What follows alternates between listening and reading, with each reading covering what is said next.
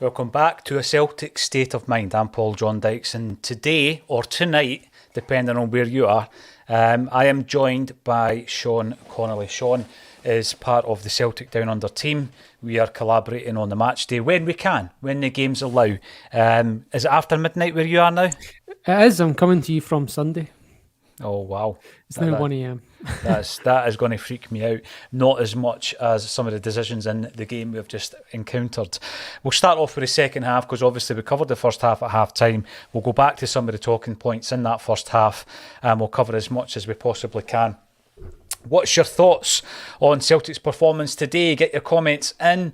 Has the game been ruined since VAR's introduction? I mean, has it taken the fun, the spontaneity out of the match? Because obviously it is dominating a lot of Celtic's performances. Unfortunately, I wish we didn't have to talk about it, but it is dominating those performances. I was sitting here, 84 minutes. My note reads, DUFC still in this game. 86, 2-2. And I'm thinking, oh no. Because you're going into a post-match straight after the game, Sean. You're thinking the mood's going to be low. Kyogo comes to the rescue. Abada puts a nice veneer onto the scoreline. But overall, what did you make of that? Yeah, that's it was squeaky bum time, as they say. When Dundee United had that chance where Forrest didn't track and then they hit the post in the corner, I was like, oh god. Yeah. So like you kind of almost see it coming, because that's the kind of game plan of these teams, is to stay one goal down. Like, it sounds insane, but their game plan is literally to stay one goal down and then try and snatch something like they did. And Celtic's game plan for the last 13 months has been to just say no thank you and get that late winner. You know, that's 7 times in the last 13 months that we've scored a winner in the last after the 80th minute. And Abada obviously did it against Dundee United. We were speaking before the game about obviously this season being a bit of a different kettle of fish, a different Dundee United, because he did give us quite a few decent matches last season. And we were talking about maybe winning at a bit of a canter. There was predictions coming in at 4-1, etc. It wasn't that type of game. I know we got the very last goal late on, Sean, but it was much tighter than that. And yes, the VAR disrupted us. We said that, the decisions disrupted us. But I just didn't think we got going really in that second half. And then, as you say, Dundee United were quite happy last 10, 15 minutes to go for it, weren't they? Yeah, I mean, my notes are the first 15 minutes, I've got like chance, but none of them were really like clear-cut, quality, obvious chances. Do you know what I mean? Like, they were all kind of edge of the D kind of stuff, and it felt like we're not, even though I've also written here at 61 minutes, we could take Jens off, because every time the ball was going long, it was going Carter Vickers, Hart, Ralston, and then it was recycling. It was just, but then they kind of they made some subs and kind of got back into the game at that point. And we just hadn't capitalised on that 15 minutes of dominance with any real clear-cut chances.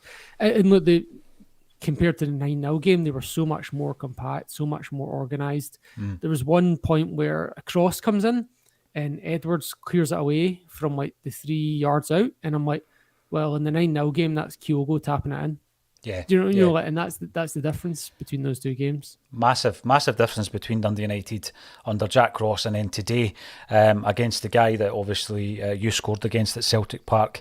You're right, it was my notes here saying the first 10 minutes we had 5 chances, and then like you say, it was like 8 chances within the first 15 minutes of the second half, and they weren't clear-cut one-on-ones, hitting the post. They were some of them half chances, I guess. You had Turnbull's header saved, for example, and at that point I'm looking at it thinking, if it continues to go that way, we will extend this lead. It will get that wee bit more comfortable, but that didn't happen, unfortunately. At half-time, you and I spoke about Taylor and the probability that he would be introduced. But again, Sean, that decision's almost getting taken for Ange, because he knew that he really was treading a kind of thin line at that stage. So he's almost been forced into making that decision. But Taylor comes on and he actually, he clears the ball off the line and he plays particularly well in that second half. How impressed were you with Greg Taylor again? Yeah, he was great. And you're absolutely right. It felt kind of, there was a bitterness to it. It wasn't like, yes, Taylor's on. It was like, the refs have made that sub for us. Do you know what I mean? Like it Hmm. felt like it was taking it, as you said. But I thought he linked up really well with Jota. I thought he was great. As you said, cleared the one off the line, had some great attacking play as well. Yeah, he is a lot better than Burnaby. Like I'd started at some point in the first half, I'd started taking a note of how many times Burnaby gives away possession, and it wasn't that many because they just stopped giving the ball to him. To be fair, but like, he does have he's still developing Burnaby. I'm not writing him off, but Taylor's a big step up. There's been a few signings this season that I think Ange referred to them as slow burners, or and I think he was talking about Haksabanovic and Bernabe and Abligor as well, who to this point hasn't really made an impact. Haksabanovic has though. So we'll go back to Haksabanovic before we talk about the two goal scorers and a few of the other performances in the second half. Do you think the fact, obviously, that you had a kind of a great first 40 minutes is again down to the comments he himself has made that he's not quite there yet in terms of being 100% fit, match sharp, that kind of thing, but he has shown us enough today to give us a bit of an insight into what he's capable of? Yeah, and I thought he looked good in the first 15 minutes of the second half as well. Like one of the things he does, my favorite thing that he does is he's just got this beautiful weighted pass. Like when not talking about like his crosses into the box or over the top or anything like that, but just when he's playing a ball along the ground, he just has this really, really perfect weight on it that it just gets right in the path of the player that he's getting it to. Yeah. And it's just got beautiful technique. And I think in January onwards, he could be an amazing player for us.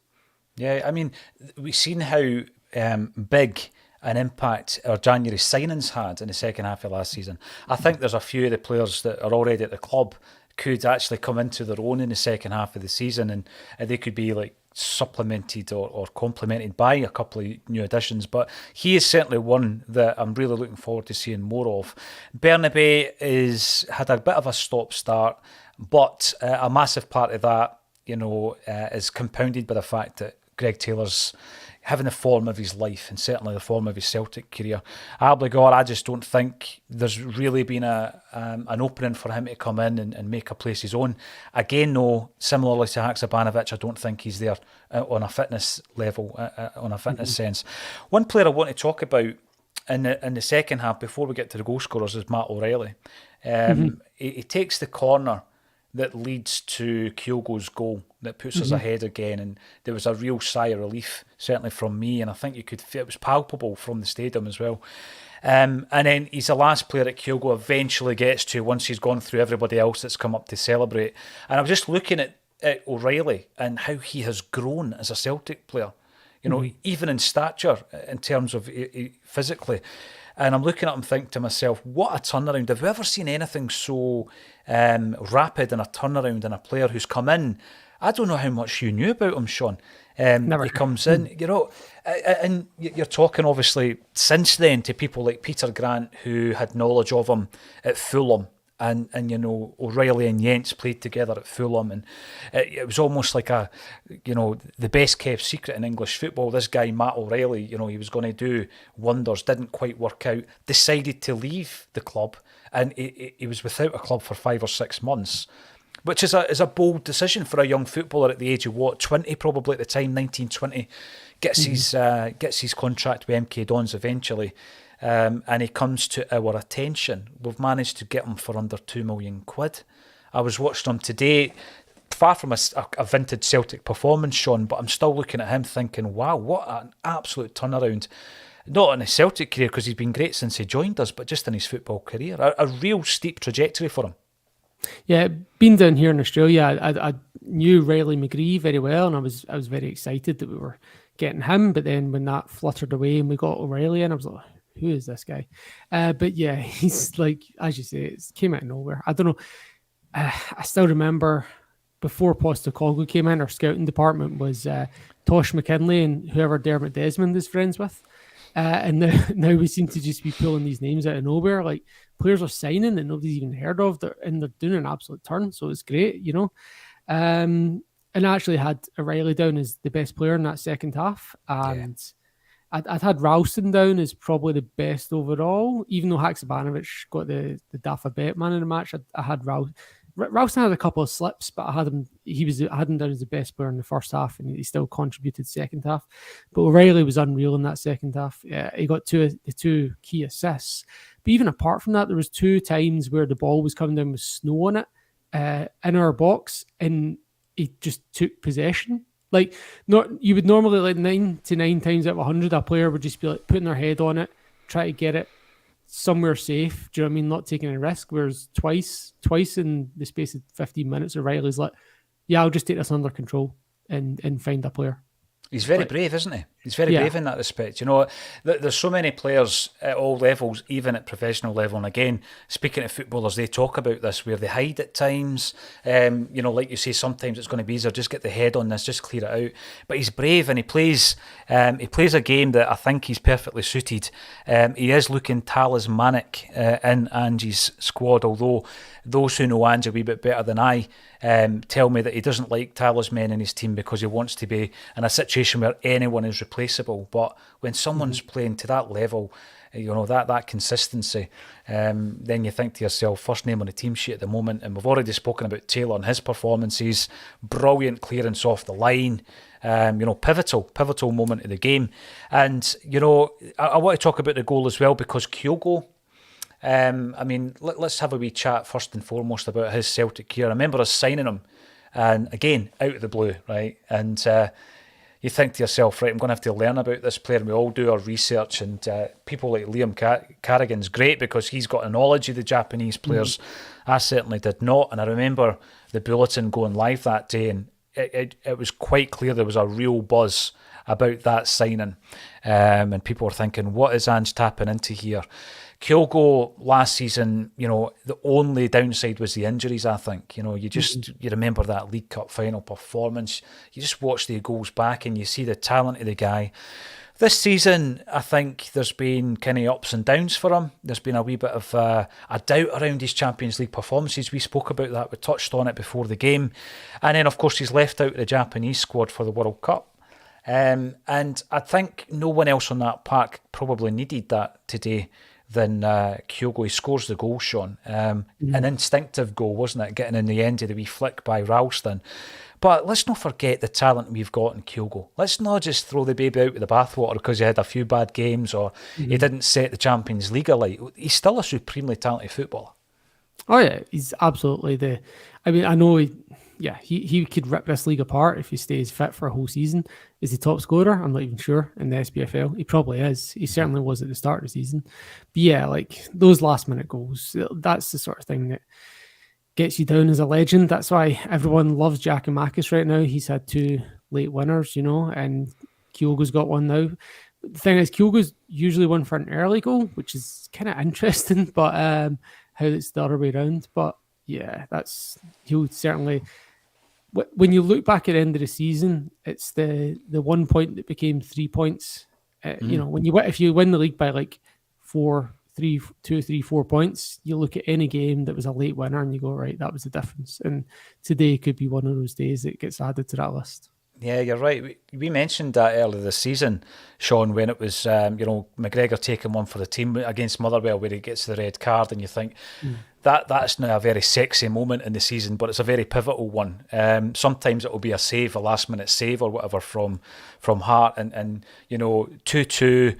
That could have knocked the stuffing out of us. I was mentioning at half-time how we showed the resilience in the character, even though we rightfully would have been feeling hard done by because of the VAR decisions, etc. in that first half, to get our noses in front. But by the time Dundee United equalised in that second half, they, for 5-10 minutes, were putting us under a bit of pressure.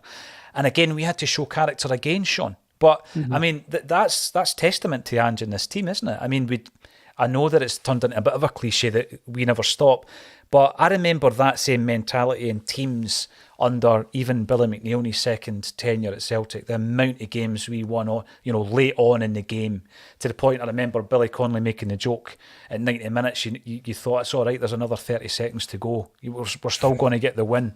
And there's a feeling, there's a sense of that. You know, when Kyogo scores, yeah, you're elated.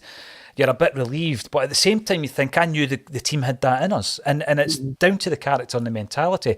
We criticised Celtic so much on this show in the final season under Lennon because we felt that it wasn't there, and there was a real lack of that winning mentality, and we had to change the culture at the club. But that certainly has been changed under Ange, isn't it?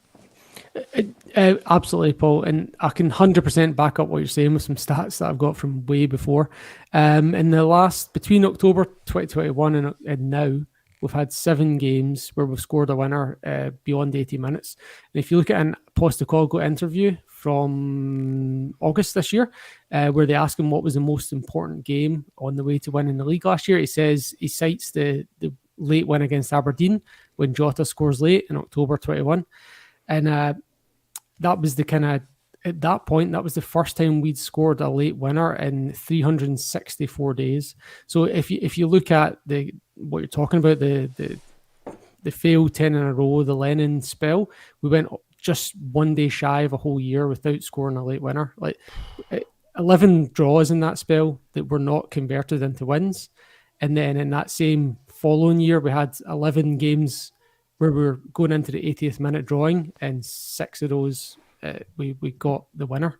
So that is the difference, really. That's huge. That is huge. Yeah. I remember the comments after the Invincible treble was wrapped up against Aberdeen, and obviously it was the late show with Tom Rogic, and people were saying what differentiates between Celtic's mentality at that moment of the game and their opponent's mentality. And a huge part of that is something that the manager, and probably it has to start with the management team, starts to implement. And Brendan Rodgers gave the team that belief. And, that was a great example of it when Rodgers scores that goal. But I think we've got it under Ange. And as I say, I'll never ever take that for granted because there's nothing quite like a last minute goal or, that fight back. But when they do it, you kind of think to yourself, well, that's what I expect from this team now because they've got it. It's been kind of embedded in them. And I don't think the "we never stop" mantra is nonsense or a marketing ploy. I believe every single word of it. I think Ange really has got it cast iron on this team. They believe that every single player in that side believes and is behind it. But again, it goes back to that conversation you and I had about January coming up. The minute you have somebody who isn't 100% in that camp, then we've just got to move on from that. And Ange is already almost preparing us for it. We'll talk about that. We'll talk about the chairmanship, which is obviously up for grabs and who may or may not get it. But we're not finished quite yet because we get a 4th goal and Abada scores. I think there was 92 minutes on the clock when Abada scores, and he knew he's going to get booked for that. But superb. Nothing like it, is there? Yeah, all the players know. They're like, wait, I'm on a yellow card? No, I'm not. I'm going in the crowd. Unless you're Scott Brown, in which point you're like, I'm already on a yellow and I don't even care. I want a week off. I'm going in the crowd anyway. Brilliant. That was like against Kilmarnock, wasn't it? Where he jumped in the crowd when he was already in yellow. Absolutely. Just walked straight off the pitch, didn't even look at the referee. I know. You're too far gone. And yeah, I mean, the thing with VAR and the thing that's annoying me and concerning me is football is a game that's about emotions, isn't it? It's spontaneity, and it's pulling us away from that with the VAR. Everything's a second guess and another check. And like you say, there's players that by the time they've made that decision, it's gone. They're already in the crowd, and then they're thinking, I'm going to be on a red or a yellow here. But I mean, Abada, again, sometimes we take it for granted, his trajectory since he came to Celtic, the upward trajectory of that player. Who came in as a 19-year-old, scored in his debut against Midtjylland, had a phenomenal season last year. I always say to anybody I'm talking about, imagine that was a 19-year-old coming in through our ranks, coming through the system. Yeah, that impact, unbelievable impact. Not always a first pick this season, but I still think that he has had a real contribution this campaign. I was disappointed in his Champions League performances, Sean. I'm going to ask you about that. But I did feel that against the Bernabeu, he was braver. I thought his decision-making was better. And I think he maybe got over on a personal anxiety himself in the Bernabeu. And we won't see the real Abada until next season in the Champions League. And let's just hope he's in a Celtic jersey. Yeah, there was a youth and it was a mentality thing, He goes and scores those 2 goals against Sevco. And then the next game against Real Madrid, he misses 2 chances which are identical. So it's very much a sense of occasion and a mentality and experience thing. And I think Postecoglou touched on that. And I believe that there's a lot of scouting going on. I believe Brendan Rodgers was up last year looking at Abada specifically. And that's the kind of thing, when you have players that age, they get a lot more looks than players of Kyogo and Juranovic's age. So, yeah, even if they're not as good as Kyogo and Juranovic, teams see the potential as much as the current ability, and that's we should be bearing that in mind. If he was Scottish, he'd be in the Scottish national team for sure, and we'd be absolutely raving that there's this young player and talking about how he could go to Real Madrid. If he was Scottish, he'd be like that. That is the kind of chat we'd be getting, like that he could be going to. It'd be Kieran Tierney level chat, Andy Robertson level chat if he was Scottish. Yeah, you're absolutely right. Now, talking about players coming through and maybe the differing attitudes that we have as football fans, as fickle as we can be, and certain players within the Celtic ranks who have taken a lot of stick over the years. One such player today, and I want to pick up on this because I did think he had a fantastic game today, was Tony Ralston. I like he's got a very direct approach when he's down the right. He loves to whip a ball in. There was a moment today, Sean, right, where a simple ball was played 5 yards to him, and it was that horrific moment where the ball just runs under your studs and goes out the park. And you know what? Nobody batted an eyelid. Now, there was a time where everybody would have been screaming and shouting at Tony Ralston. The only person that was angry was him himself, I think. He was giving himself a hard time. And it shows the turnaround in a player that, when you see the starting lineup and he's in it, you're happy. You think, that's good, that's fine, there's no problem, you have no concerns. But even when he makes a bad mistake, you're not on his back. And I think that's a whole shift in how we perceive Tony Ralston now. He's definitely part of Angie's revolution, and even with a mistake here and there, he's a player that has overcome more than most to win his place in the Celtic side, and we take it for granted sometimes when he has a good game. I mean, I bet you there's other contributors, probably myself included, who wouldn't have mentioned him today, because you start to just expect a performance like that from Tony Ralston, don't you? I mean, how are you feeling about a right-back situation? We spoke about Juranovic and the need to replace if he is to move on, but it does lead us in nicely to some of Andy's comments over the last week or so, Sean, and the fact that we might see a few departures.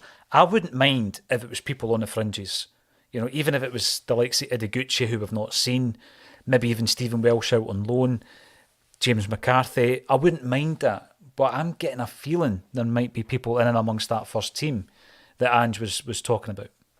Oh, it definitely is. Yeah, and from what Jared suggested, I don't know if I should mention or not, that the two was O'Reilly and Juranovic or eyeing the door. And that if Juranovic goes, I'm not sure who the next man up is to rotate with Tony Ralston, to be totally honest with you. It's probably Starfelt or Welsh getting shoved out there, because I don't think there's anyone first team ready in the B team as far as I'm aware. So it's either we, hopefully the scouts have got someone good lined up, or we're going to be a bit stuck. Well, we're out of Europe, so there might be less rotation, but Ralston would certainly be a clear first choice at that point, because I guess just over this time last year, it was a real debate about who was the first choice between those two. Ralston was having a storming season, and Juranovic was coming onto a game as well. There was really no, it wasn't until really February that we were all really, yep, Juranovic is number one. And now the kind of narrative is kind of turning the other way. We're a lot of the times when Juranovic misses a tackle in the Champions League, it's like, Ralston would have made that kind of thing, I mean, I'm a big fan of both players, and that's a brilliant position to be in. Juranovic, I think, came up against some real talent in Mudryk, and he scored in the 2 games, Sean, but he didn't murder Juranovic. It's not like he gave him a torrid time of it, and I think that in terms of the age group of certain players, we've brought in some guys like Juranovic and Starfelt and Kyogo, who are in that kind of like mid to later 20s category, where they're completely different from that young group of talent that we brought in, such as O'Reilly and Hatate, etc. In that, there will come a moment, and it's probably going to come quicker where you would be prepared. I think Giakoumakis is in that bracket as well, isn't he? 26, 27. And as much as you love them and you think, they could do a job for another 2 or 3 seasons at Celtic, depending on the type of interest, the type of offer that comes in, you then think, well, what could Ange Postecoglou and his recruitment team do with a transfer fee, let's say 25 million quid, if the Celtic board say, right, I'm going to give you 17 million of that to go and buy 2 or 3 players, what could we really do to strengthen? And I think that is a mentality shift for me, certainly, because I'm always of the view that if we kept all our great players, then we would be a much better team in the Champions League. And that was that 9 in a row team that I was talking about. You imagine your dream 9 in a row team. It's a strong, strong side. But it's unrealistic to think that we could keep Wanyama longer or Van Dijk longer or potentially O'Reilly, if that is the case. I'd hate to see him leave at this stage, but there's been interest from, I think, Newcastle, is it Crystal Palace, Leicester. There's at least 3 clubs that have been interested in Matt O'Reilly. If indeed, let's just say, I don't want to put a dampener on it because I'm feeling great after beating Dundee United 4-2. If we do lose somebody like O'Reilly, what are we looking at? What's the ballpark figure at this stage, do you think, Sean? Somewhere between somewhere above 15, less than 20, I would expect.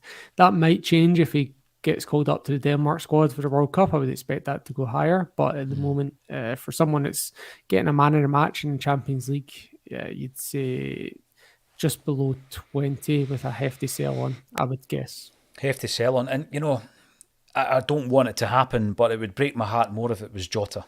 It really would. And I don't know if that was because we had him for a year on loan and he was looking like one of those guys that we had in, like a Paddy Roberts or Denier, where you're thinking, I don't think we're going to sign that guy. And I felt the same about Jota. We did get him. And his performances, for me, have actually been better this season. Hopefully he can extend that and be consistent. O'Reilly, I just feel there's certain players that come to the club. I was talking about this just yesterday. I remember when we signed Ki Sung Young. And I thought to myself, we're going to have him sold within 3 seasons. And there was no emotional attachment to him because I kind of always knew that was just part of his own progression. And indeed it happened. And we got a very good fee at the time for him. And I feel a wee bit the same about O'Reilly, as much as I love him. And, we spoke about the incredible trajectory he's had since he came to Celtic. I'd love to see him in a team next season that's a wee bit more experienced with Champions League. I'm talking Celtic. He might be in the Champions League somewhere else. But we will wait and see. If it was Juranovic and we had to bring in another right back, I'd be confident that Ange and his team could bring someone in. Would they play second fiddle to Tony Ralston? Again, I'd be happy with that because it means that we're not bringing in that 26 or 27-year-old. There was a few bigger questions before the game. We never got round to talking about them. But one of them is the chairmanship at Celtic Football Club, Sean. And obviously, the AGM, I think it was it his 13th, Ian Bankier's 13th as the chairman. Right. He's announced he's stepping down. There is a feeling among some groups of Celtic fans that Peter Lawwell's a shoo-in. Do you think that'll happen? And if so, what will your thoughts be on it? Well, the Lawwell thing's interesting as well because what you're talking about there about players moving on. The Lawwell model was sign players on a 4-year contract with the plan to sell them after 2. And so if he does come back, we're already moving back to that business model anyway. So let's be careful not to peg that on him if he does come back. I'm actually okay with it in principle, as long as he stays away from the football side of things and sticks to the business side of things. I think he has great contacts and great business acumen. I would be happy to see him involved in the business side of things. I just don't want him touching the football side of things.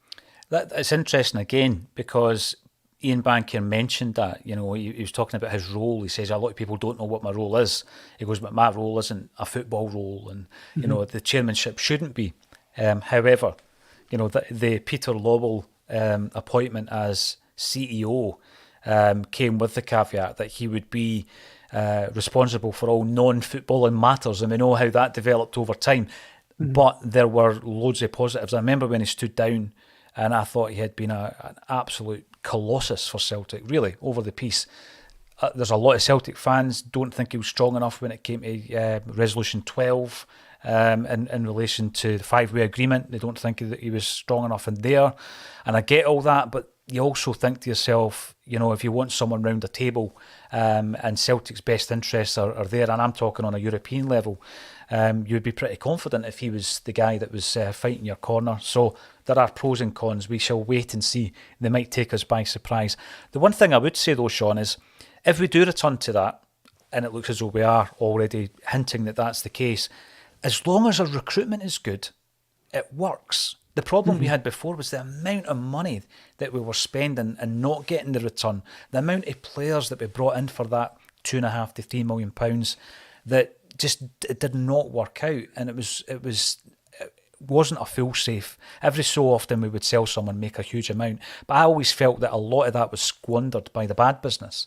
So if the recruitment is better, I think that model will actually work, and then there'll be more of an acceptance, because you can hear it when you look at the comments. A lot of Celtic fans are realistic as to where we are in terms of Europe, and if we get a Dembele in for $500,000 and someone wants to pay 20 million, that's great for us. We actually need that as a football club to strive, as long as it's reinvested properly. Would you be confident that it would be under the current regime of Ange and his recruitment team?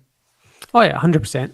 I don't see us going out and signing any Carlton Coles or Colin Kazim Richards or Freddie Lundbergs, all these has-beens we were signing from the EPL. And I also don't see us signing the likes of Mo Bangura or, the kind of £2 million player that you're talking about that have had a flash in the pan year in some Diddy league, and we're trying to buy some imaginary potential.